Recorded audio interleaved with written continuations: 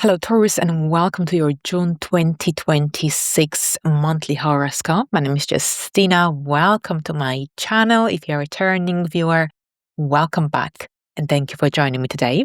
So today we are going to look at the events happening in the month of June. It's a really, really busy month. A few really interesting events, including Jupiter moving into Leo and Mercury turning retrograde.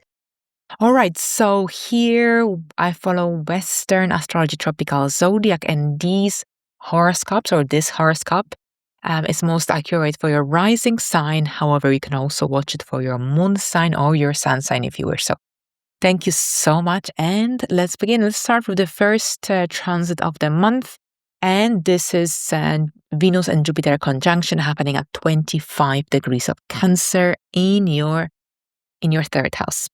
All right, so here Venus and Jupiter, both very positive energies in the nurturing water sign Cancer, which connects beautifully with your ascendant in Taurus by a sextile. Beautiful energy coming from your third house. Now, how could this manifest? How could this transit manifest in your life? It's happening in your third house. So we first need to think about the third house energies. What do they represent? The third house stands for your communication style, your thinking processes, your mindset, how you communicate, how you process your thoughts and information, how you share information, how you learn, how you teach. So it's all about your mind. It's all about that intellectual, mental energy. And here Venus, a planet of beauty and creativity, love, relationships, will also your ruler will conjoin with Jupiter, the great benefic, the planet of growth and expansion. Beautiful energy. So this is a very personal transit for you because Venus is your ruler. Whenever your ruler is active or activated by a transit, then this also influences your life more personally. Now, this is a very positive energy happening here, and it could manifest in many different ways. In the third house, this could be a good feedback, some positive, delightful news or a message, or even you reconnecting with someone. It could be connected to a really lovely meetup or some interesting networking session, for example, a date. So it's about connection. It could be about connection because the third house deals with our immediate environment, people from our immediate environment, but it also is connected to news, information. This could be when perhaps you get yourself a really interesting book. So it could be connected to a podcast that perhaps you discover, or a new book that you purchase. Maybe this is also related to a book that you're writing. So it could be connected to some also intellectually stimulating projects that you are engaged in or you want to get engaged in, or perhaps some really positive news, vibes, of messages, for instance, as well. All right, so as we move forward, the next transit I wanted to discuss is the new moon happening on the 15th of June, and this is happening at 24 degrees of Gemini. So here, a pretty late degree of a new moon, so this third decan, and very often those later degrees, they indicate a sense of urgency, they make us more impatient, they make us feel like we are kind of running out of time.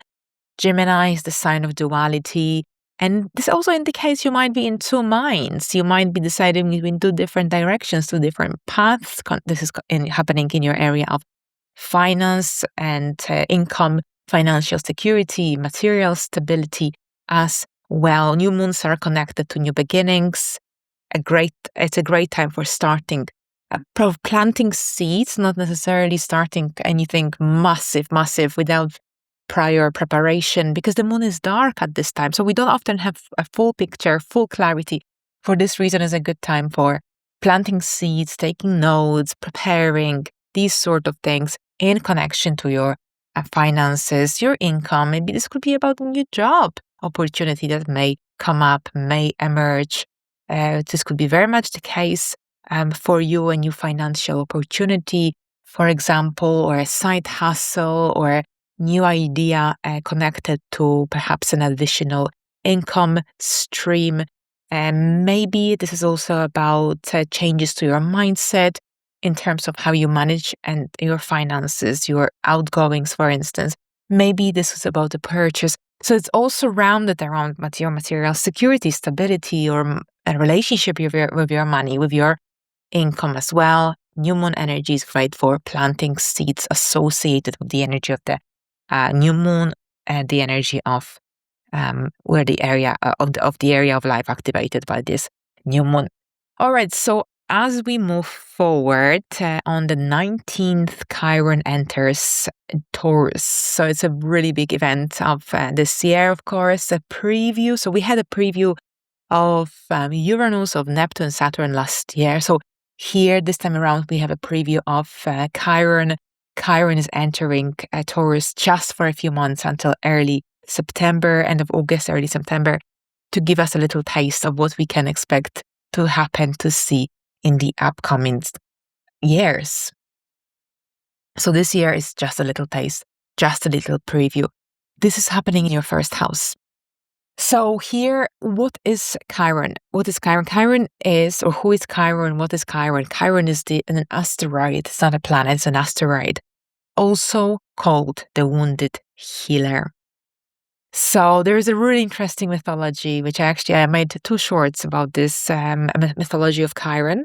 Chiron, very healing energy, but also this sort of energy brings up to the surface any unhealed wounds, memories, giving us a chance to see them from a different light perspective. And for you, this is going to be taking place in your area of the self, of your identity, of your ego, of who you are, of the lens through which you see the world. And here, this transit is, I see it as the transit of self-acceptance, because this transit will make you look at yourself from a different angle, at your body, at your physical body as well, at your appearance, generally at yourself. This is the kind of energy that wants you to become comfortable in your own body, in your own skin, regardless of any imperfections you think there might be.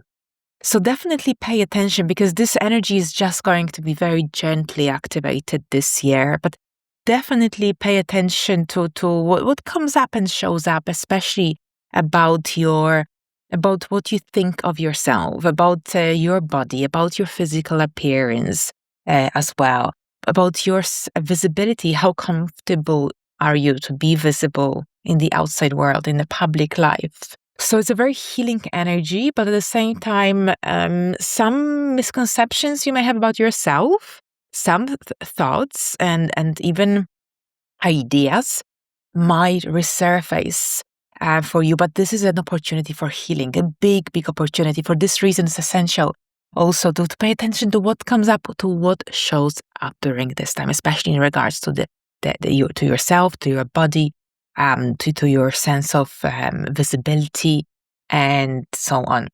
All right, so as we move forward, Mars enters Gemini, and that's on the 28th. So generally from the 28th up until the 30th, there is a series of some really serious astrological events, and it starts with Mars in Gemini. Mars in Gemini here is the kind of energy that is going to bring a boost and speed into the area of finances for you. Mars transiting the second house, generally it gives you motivation and eagerness to improve your financial security, stability as well. This is when some ideas that you may have had about your financial situation, or perhaps an additional income, revenue, whatever it is, here Mars speeds things up. Mars kind of pushes you to take some of these ideas off the ground. So it's a really, really great time for pushing forward, especially when it comes to your financial goals, your financial objectives. Now, watch out for any risk-taking tendencies during this time, because it's very, very common to take risks, to make unnecessary purchase, impulse spending. So be aware of these tendencies and energies. But bear in mind, because during this time, because Mercury rules Gemini, so during the time when Mars is in Gemini, for the first 3 weeks of this transit, Mercury will be retrograde. So this also indicates that even though Mercury will be retrograde in Cancer, because it is the ruler of Gemini, where Mars will be transiting in present, this indicates that you might be returning some financial goals, projects, without a doubt. This could be also connected to some money being deposited in your bank account, some money that was overdue or delayed. This could also see you generally because Mercury retrograde is connected to the past. So with Mars transiting your second house here in the initial phase of this transit, this is a good time for reviewing, reassessing your financial goals, objectives, for returning to some financial goals that perhaps you left unfulfilled, unresolved, and perhaps to start working with something fresh and new after Mercury turns direct. And that will be around 3 weeks from the 28th, so in the second part of July. But the day after Mars enters Gemini, your second house, we have, of course, Mercury turning retrograde, but also a full moon in Capricorn, the opposing house from Mercury retrograde. So Capricorn, this is your 9th house, and a full moon is connected to turning points, endings, and anything connected to letting go, releasing. This is your 9th house, so this is your mindset, your life philosophy, your belief system. This could see you moving away from some stagnant energies, perhaps unrealistic expectations you may have of yourself, of your future goals, for instance. This could see you completing an important project, or higher education related project, for instance. Travel could be on your mind as well. But this is also connected to your mindset, to your worldviews, to your life philosophy, to your belief system as well. Maybe you're launching a course or perhaps a new career as a guide coach, for example, or anything to do with travel or law. But at the same time, on the same day, Mercury turns retrograde in your opposing house as well. So during this time, there could be something, a bit of stagnant energy activated, but at the same time, there could be something or someone coming back to you or from the past, trying to grab your attention, for example. So here with the full moon in the 9th house, this is about something bigger than the mundane energy. For this reason, very often with the 9th house influences, we engage in something on a global scene, for instance, whether that's a new career, a new project, for example, new course of study. Very often we also experience mindset shifts. Our life philosophy seems to dissolve and new ideas come into place. But here during this time, Mercury stations retrograde as well. And this could generally create a certain degree of mental blockages or perhaps a certain degree of lack of clarity. So generally, whatever happens around this full moon, take it easy and don't rush too quickly with conclusions or with making any drastic decisions, because the energies are starting to slow down at this point. And this retrograde starts at 26 degrees of Cancer and the full moon is at 8 degrees of Capricorn. Now we end the month with Jupiter, the great benefactor, moving into Leo. And here, Leo, this is your 4th house. So we started also a new cycle of eclipses back in February on Aquarius and Leo axis. This area of life will be very active for you in the next 2 years. Jupiter here is going to bring some expansive opportunities, perhaps some more need for freedom or more need for space or spacious surroundings within your home. And at the same time, Jupiter in Leo, this is the kind of energy that brings expansion in this home sphere. So very often, it doesn't often indicate relocation, but it generally makes us crave more space. However, because you will have the South Node transiting this area of your life, along with the solar eclipse in July in Leo, and then we have another one of these eclipses activating the Leo house and then the Aquarius house as well. So for many Taurus rising individuals, a relocation or a move will be on the horizon without a doubt, because we need to look at the bigger picture here, not just single Jupiter transit.